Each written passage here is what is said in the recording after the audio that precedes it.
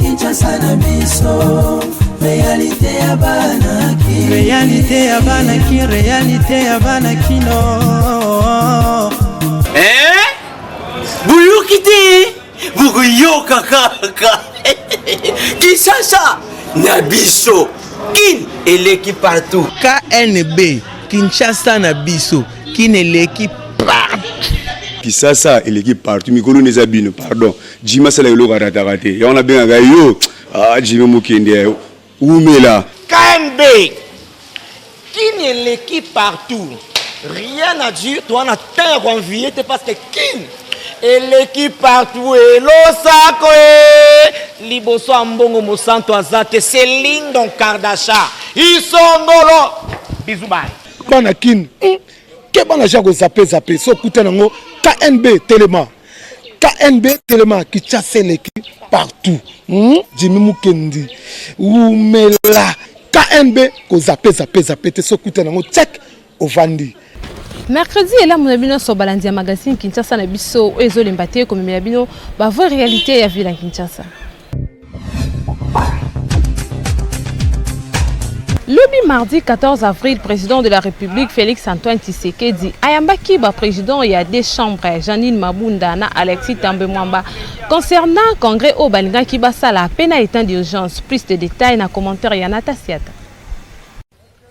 Na cité présidentielle yancélé na 14h40 minutes mardi oyo le 14 avril des deux présidents ya Assemblée nationale Janine Mabunda na ya Sénat Alexis Tambwe Mwamba ba komaki tour à tour ba yamba maki pe bazalaki installé na protocole ya chef de l'État. Président de la République Félix Antoine Tshisekedi Tshilombo ayambaki bango mibale pona entretien moko ya 1h40 minutes. Solo na bango ezalaki mingi accompagnement ya ba décision ya président de la République face na coronavirus. Na arrêt ya cour constitutionnel oyo e déclaraki état d'urgence ya mokonzi ya mboka conforme na constitution nde masolo e betamaki kuna ndenge ye moko président ya Assemblée nationale Janine Mabunda alobaki après réunion na bango. C'est à l'initiative du chef de l'État comme institution que nous nous sommes rencontrés aujourd'hui pour parler des activités parlementaires, pour qu'ils soient édifiés en direct et non pas par différentes voies non autorisées, qu'ils soient édifiés en direct sur les activités parlementaires. Et bien sûr, la question de l'arrêt de la Cour a été évoquée. Dans ce cadre-là aussi, je crois que si vous me posez la question, il est important de préciser qu'au moment où nous nous rencontrons avec le chef de l'État, le pays est en train de lutter contre le Covid. Luttant contre le Covid, il y a eu cette ordonnance du chef de l'État et toutes les institutions se réunissent, travaillent pour accompagner ces mesures. Et c'est dans ce cadre-là, effectivement, que nous avons évoqué la possibilité que nos deux institutions puissent se réunir et se rencontrer pour accompagner ces mesures. Alors, il ne s'agit pas ici de revenir sur ce qui s'est dit ou fait. Je crois qu'il faut regarder de l'avant parce qu'à un moment où la population autour du chef de l'État, autour du gouvernement et des institutions, des élus de la République cherchent les meilleures mesures pour accompagner et protéger nos populations, je crois que ce n'est pas les batailles politiques qui doivent nous distraire. Il me semble que c'est de voir ensemble comment nous pouvons avancer. Alors je crois qu'il faut faire confiance aux Congolais en général, aux institutions de la République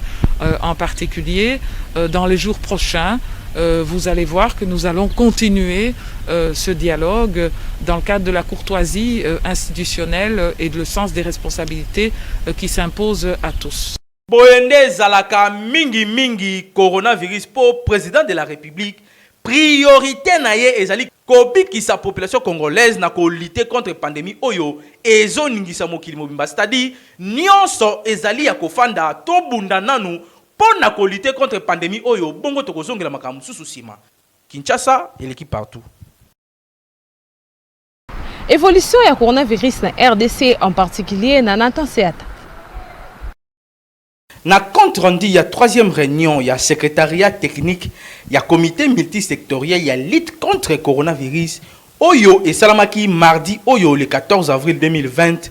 le professeur Jean-Jacques Mouyembe, chef ya équipe ya riposte na RDC a relevé quelques craintes liées na COVID-19 na mboka na biso. Alobi boye, soki ba effort ya préparation oyo ezali en cours et sili avant te, situation ekozala nanu maîtriser te,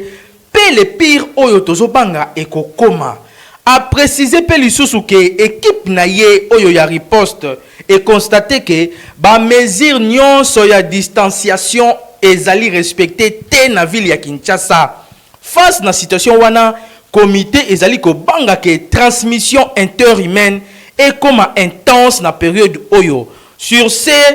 pour na ko arrêter hémorragie oyo, équipe ya riposte ezali ko recommander port ya masque na mutu nyonso, c'est-à-dire ko lata ba cache ne wana ekomi obligatoire na mutu nyonso, pe na esika nyonso, c'est-à-dire na lieu public, na ba transport en commun, na ba marché. Pour selon bango ba mesure nyonso oyo ba kondi ya santé ba tiaki, population kinoise bazali ko respecter na bango yango te. Na ko banga wana nde basengi tout le monde abanda kolata masque pour permettre na population et repousser ba risque ya contamination. Pour na moi rappel esengeli koyeba ke République démocratique du Congo est totalisé les lots 254 cas confirmés, 21 décès, 21 personnes pe ba biki na 120 personnes oyo bakana bango ezali nanu suspect pe bazolandela bango nanu pona koyeba soki bazali infecté toté.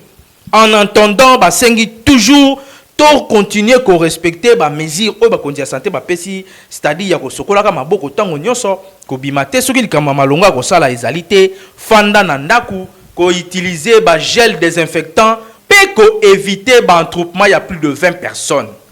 Kinshasa et l'équipe partout.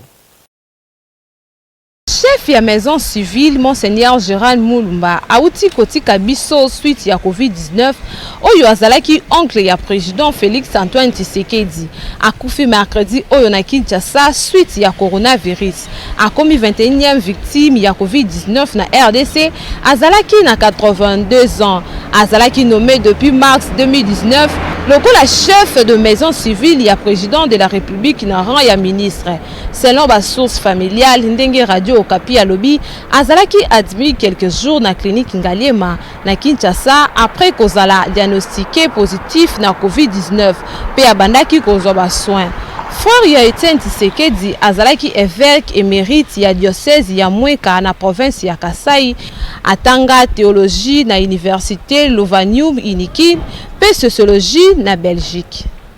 11e jour ya confinement total na commune ya Gombe ville eza toujours calme bandeko ba respecter bango nyonso na bandako ba agent de l'ordre bazoko ba toujours kosala musala na bango oza na makarote oza na droite et kokota na commune ya Gombe boende ezalaka.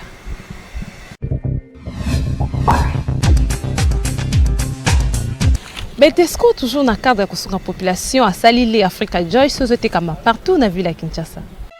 Tango yango likamuna tango na yango oyo ezali tango ya miliki Africa Joyce miliki ya solo oyo tondi ba vitamine ekolisaka bana kitoko pe pesaka bango mayele yango miliki Africa Joyce yokelengi miliki kitoko babengi le Africa Joyce ezali miliki ya mabele ya ngombe ya solo on a français babengi le animal. Nous avons dit que miliki oyo Africa Joyce ezali miliki ya mboka ba miliki ezala mwana muke papa mama mukolo asinga mela miliki oyo eza na qualité ya kitoko totika baje totika bimela mela miliki Africa Joyce yango nde ebongi na bana ba jeune ba papa ba mama na ba personne ya 3e âge miliki Africa Joyce. Merci Beltexco. Merci Beltexco.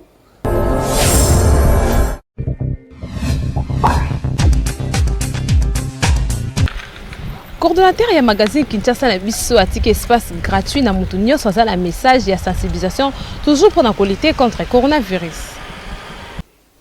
Bandeko nanga ya Kinshasa, bandeko nanga ya République démocratique du Congo, boyebi que l'heure est grave mboka na biso ezali na souci, tozali na problème o ekweli biso à travers le monde entier likambo oyo ya coronavirus. Ndeko congolais respecter ba consigne nyonso epesami na ba kondi. Ba consigne ya hygiène,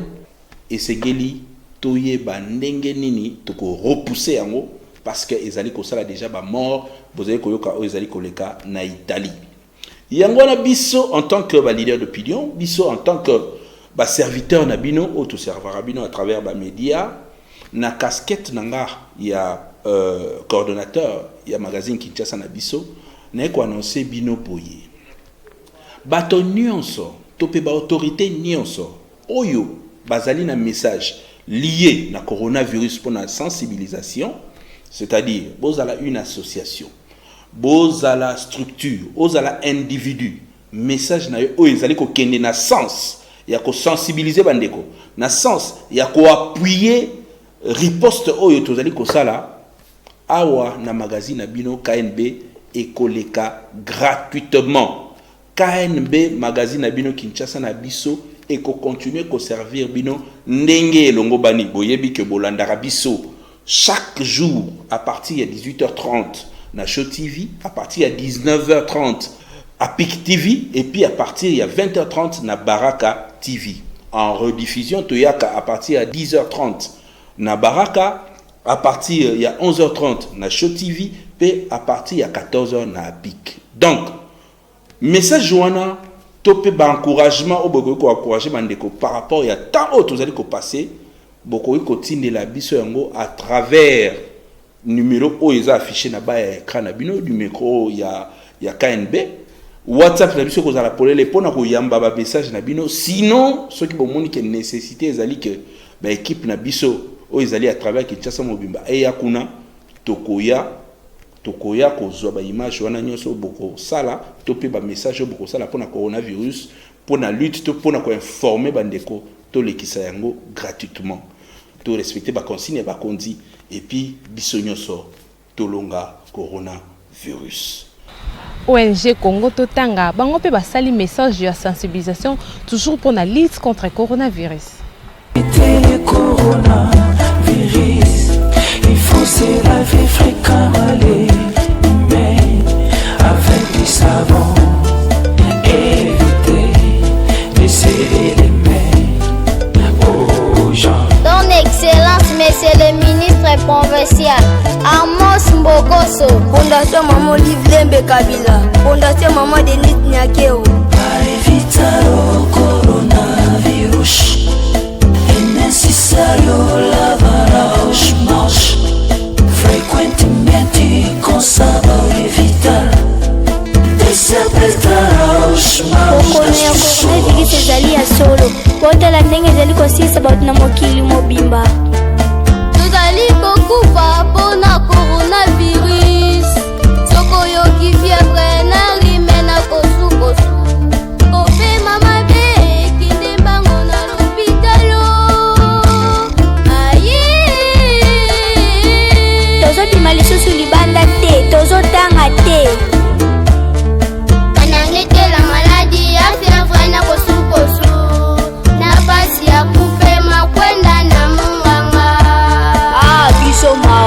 Misale kangami tokosuka wapi biso bana tole.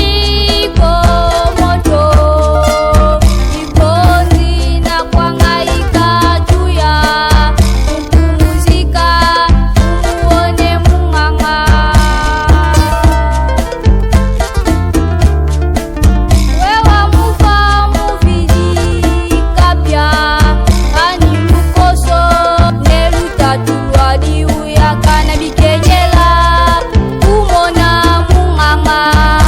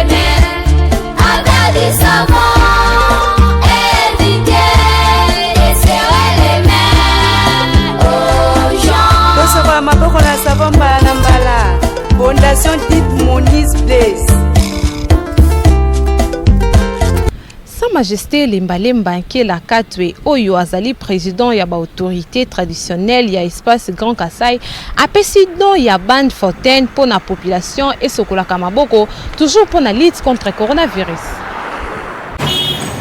Na cadre ya ko accompagner ba mesure oyo chef de l'État azwaki na cadre ya état d'urgence oyo mokonzi ya mboka Félix Tshisekedi alansaki pour na ko lutter contre pandémie oyo kaka na même cadre wanande Sa Majesté Lemba Nkela Katwe oyo azali président ya ba autorité traditionnelle ya espace Grand Kassai apesi don ya bande Fontaine moko ya munene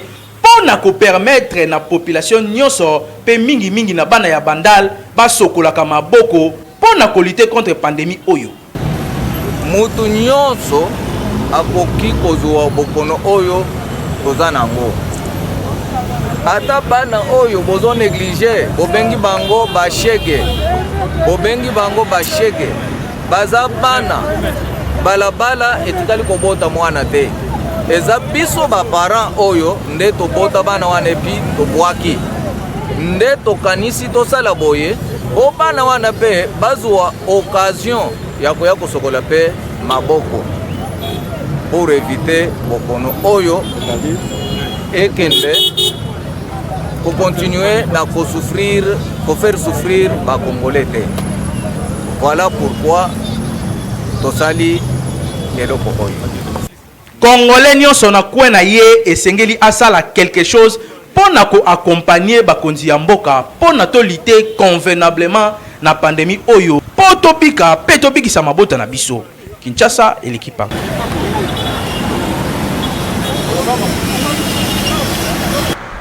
Est-ce que eza malamu na mwasi alibala soki boswani na mobali yo moko bimisa biloko na yo sa mobali ya bimisa yango boka ndenge bande ko ba réagir na micro ya Miriam Nkala na Hervé Zaka.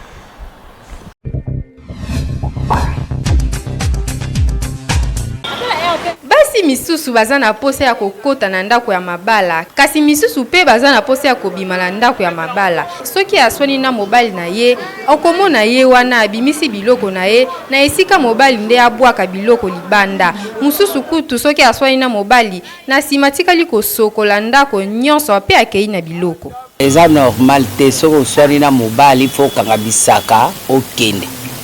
eza malamu te o basali la bizaleli wana batika soki mwasi pe omoni akangi bisaka eleki ususu eleki supporter akoki te yango omoni akangi bisaka akepa bapara na ye mais eza normal te akokanga bisaka na ye te ke akende po baswanaki likambo yango nini babongisaka te entre bino mibale il faut bobongisa même likambo yango ezali monene ndenge nini il faut koyeba ndenge nini ya kolobela likambo bino mibale na mobali kebima libande koma na famille ya yo mama eza obligatoire te na libale koswana makofi eza bolingo libale soko bozana ko disigite te lokuta ata bolata alliance ndenge nini ata tata na biso azokama biso na ndako pe kozana mwa likambo mosusu akogangela mwasi pasi ozana shime na ye wana soko sale ndenge wana ozaka bozoba kozanga kososola mingi bana biso bazali soko asomeka eloko na ndako ekuma ya mobala lobe ya ngai mbongo wani ngutu wapi mobala zwi mbongo apesi yo kendo soma ya kolia yo degrene osomi nzungu osomi sani osomi kite eza eloko nani eloko bini mwasi na mobala na ndako ezali kaka mobala yana ya ye yo yana ya yo wana eza bolingo te akokanga te lelo soko okay mobala tikale lelo akozwa mwasi atina ndako kaka lelo me yo kozela nano otambola nano oluka bazwa yo pe soko ozali na bana ozwa mobala mosusu abokola yo bana eza pasi bana bakokumaka bandoki yo bana baza bandoki oyo bazali boye na boye oyo bakosila bana makambo ebele surtout bana bakufili bamama na batata eza pasi ata bato bandeko na ndeko badiskitaka ebongo okangi biloko okepwane yo moko moto akomibebisa okobebisa libala na ndenge na moko bongo mobali oyo akende bala bokodiskite te okotanga mibali combien yo moto moko po abipai nyonso okende bodiscute. Ndeko mwasi oyoki bandeko na yo lolenge balobi habitude ya kobimisaka biloko libanda soki oswani na mobali na yo eza ezaleli mabe ata oza na raison na yo mama komeka kosala acte oyo te po mukolo mosusu kobimisa biloko ozongi epa na biro mobali pe atikali koremplace mwasi mosusu na ndako okosimba mutu okolela pe kokoma déjà trop tard. Kinshasa eleki partout. Ba mariage précoce comme normal pe belé na ville à Kinshasa boyo kandenge bandeko balobeli na micro ya Hervé Zaka na Meya Mankala. Baboti mingi bakoma kotika bana na bango ya basi bakende mabala pendant que banango bayebi kosala soin ya nzoto na bango te kolamba kutu mawa soki mobali yake musala na sima ye akei malewa kosomba biloko soki mobali ya ye a servir ye lokola yende alambaki yango donc immature makasi kasi okomona ba parents batiki ye kaka bongo olie asunga mobali ekomi kopesa mobali na ye pasi. Soki mwana akoki libala te akokende te po eloko ya liboso mobali ntango abalaka mwasi po aya kozala na kadrema ya bien ata mobali ake mosala ayebi ke mwasi na nga aza na ndako na okuta bilamba propre biloko ya ndako propre ntango mpe nazokoma mwasi mpe akotielanga mai na okende sukola akotielanga biloko na kolia mais soki mwasi ya bongo aza bien mais soki oyo azokoka te anasaka sifa bapara na ye po azokoka te saka ntina bino bolia biloko ya bato eza te ifo bozongisa ye bokende opesa ye bakosei. Problème ya bana oyo bazokende na ndako ya mabala nanu bayebi pena te ndenge bavivaka na mabala faute eza nde ya bamama na bango faute eza nde ya bamama parce que c'est la maman qui peut éduquer la fille. Oyo akoki kolakisa ye ke na libala bazosala boye et puis yo moko tango yebi ke mwana na yo akomi na age oyo akokende libala donc il faut kolakisaka ye ndenge nini balambaka soso ndenge nini balambaka matembele ya bien ndenge nini barepasaka chemise ya mobali donc il faut mama entraîner fille na ye avant l'heure. Donc wana ezali musala ya mama et que soki mwana akei na libala ke sala échec wana ezali nde na mutu ya mama na ye. Biso na bamboka tozomona mama azokomisa mwana mwasi lokola camarade na ye. Oyoki? Donc ami na ye vraiment. Tongo poko baza na ye. Donc azolakise makambo nyonso ndako. Et on est tozomona ke basi mboka baza différent na basi musu tozomona par rapport à bavi. Awa na ville tozomona mama azokomisa mwana na ye ya mwasi donc lokola neti vraiment nakoloba nini donc mopaya ye kotala ye atali mbala moko akei moyen bavanda basolola masolo akati kete mwana na ngai na kati ya ndako awa ezalaka boye eza te ozoyoka yango nde bana wana siko ntango bazokende siko na banini wana bana mike bakei azangi moyen kosunga mobali na kati ya ndako ayebi nini korepase lamba te ayebi kosokola te meme ata kolamba ayebi te yango nazomona mabala ebele mingi mwana akei 2 jours 3 jours libala wana ekufi erreur ya bango te erreur ya baparent nde bazosala biloko wana mpo basala na bala na bongo et puis là mwasi ayeba kolamba a partir ya ndako na bango mama alakisi ke balambaka boye basalaka boye na boye et puis mwasi fo akola ntango mwasi akoli akozala ide moko boye ata na ndako ya libala aza na maîtrise ya kolambela mobali akapase ma bilamba boye na boye mais mwana moke boye babaliaka boye ubien bazemisi ye ubien ndeni ndomoni mikolo oyo donc tokoka te vraiment. Ndeko na ngai ya mwasi soki omiyebi ke oyebi na yo nanu makambo etali libala te komeka kowelela kobala te yekola malamu pembeni ya maman bamama mpe bino bosengeli kolakisa bana na bino kolamba kobongisa nzoto kobongisa ndaku mpe bilamba ya mobali po lobi mobali azongisa ye na ndaku te. Kinshasa eleki partout.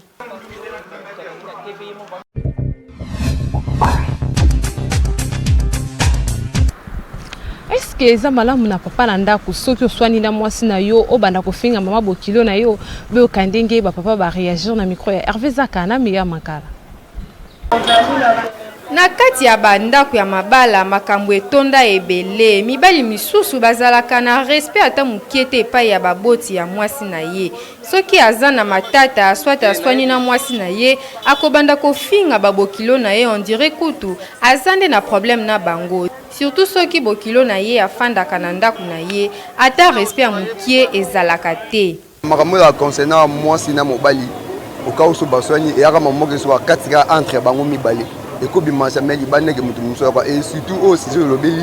concernant que mwasi na mobali so baswani bafinga bapara c'est pas bon et ça qui apparemment musu na kozongisa que so za mobali mutabandaka c'est que ça faute ya bapara na ye ni ba éduquer mabeke ekoma niveau que so baswani na mwasi afinga bapara mwasi donc et ça bien concernant komi pesa kopesa bango te do biso nyonso c'est que ngabina na kati conseil domi pesa biso na biso ba mibali surtout so na basi na biso na ndaku tozaka na temps ya kofingaka bapara ya basi na biso te c'est pas bon mobali komi ngai oyo yabiki asalaka mambo wana atika et surtout ntango atika kofingaka bamabokilo eza bien te napesi bajeune napesi bayaya napesi bavie napesi bapara oyo basala bongo na basi na bango vraiment batika c'est pas bon makambo yo na mwasi akwasi ya mabokilo sa pas bokilo kota na kati par exemple makambo des personnes mutu soit bien éduqué éducation ou à partir il y a aux amants na na parler aux éducation soit bien éduqué à quoi c'est ngana so na yo oleke na lobaka na yo na ko mofinga mama bien c'est mama bien de sala makambo na ou bien ba parents ne ba sala makambo na pona nga ya propriété ko finga mabokilo ba pa bokilo na makambo concerné bien mibale et na sens te ba blo musupo photo yibara ah ndaoza à cause comme bana ndimite mobala ko finga vraiment mabokilo. Bon, mais souvent, moi, ma caractère bassi, ah, bassi dans ma caractère moi bizarre, dans ma caractère moi c'est au monde, donc à pousser mon bal toujours à ça ma bille. Moi c'est au monde, donc il y a un monde, ceux qui mon bal dit quand les kimingi, à comment bouger, donc à comment sco simba, bon donc ben team, il y a moi aussi, bah ma bokilo, bande konaye, ma comme belé, bah discussion wana. Donc cause ba makambo nyonso ezaka mwasi comprendre ba mabokilo ba koza ba un problème ti mais moi si so dans ba caractère mabe omona mobala akoma tina ba niveau wana mais ngelo bateki na encourager mibali non c'est mauvais ba papa bo mekana nous ko changer ba comportement na bino mama ya mwasi na yo aza lokola mama na yo ko finga ka ba bokilo eza vraiment propreté ce que olingi mwasi ye ba pe ko respecter ba boti na ye bandeko na ye ba maman pe bino bo bongisa bizaleli na bino po ba boti na bino ba finga makate pa ya mibali Kinshasa eleki partout. Merci Namino Bozalaki tellement belé pour l'édition Mokolelo et Komina Suka soki bo sepé l'édition Mokolelo tout ça merci na équipe technique ma magazine Kinshasa na biso Hervé Saka wazaki na sima ya caméra peine na tasiata na réalisation Kasbobo ça na rendez-vous mon côté ya ko s'abonner massivement na chaîne YouTube Kinshasa na biso Kinshasa et l'équipe partout.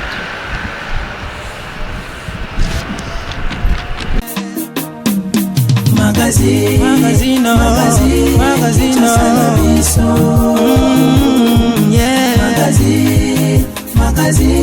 Kinshasa na biso réalité ya banaki réalité ya banaki no